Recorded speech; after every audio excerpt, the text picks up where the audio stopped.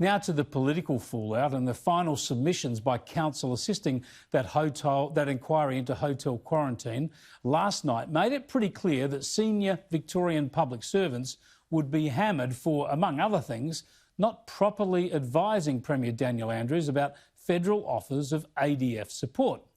Yet Daniel Andrews won't blame his public servants just yet. I'm confident that those three public servants are acting appropriately. But the inquiry heard that they weren't. I'm aware what the inquiry said. I'm aware what the inquiry said, and I'm aware what submissions were led by counsel assisting yesterday. You've asked me what assurances I've sought. I'm indicating to you that I'm confident that those three public servants, indeed all public servants, are acting appropriately. And there are some very obvious reasons why he can't throw them under a bus like he did with his health minister. The Premier can't blame the public servants because clearly he was the one who didn't follow through with them.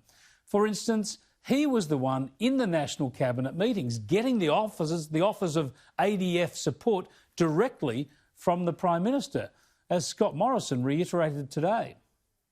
The offer was made for the ADF to be available. It was taken up by most states, not by some, and that was a decision for the states and territories. So how best that was to be done was a matter for those states and territories to determine.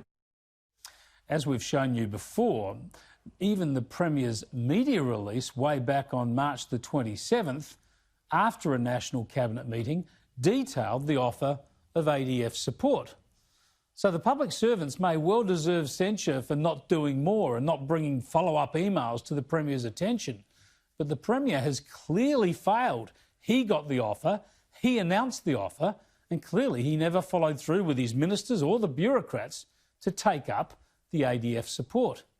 There's not much point in fronting up at media conferences every single day for months on end, pretending that you are a one-man band fighting against the virus, if you don't even follow through on the ADF support you were offered, that you proclaimed publicly, and which clearly would have bolstered one of the most crucial aspects of the pandemic control plan.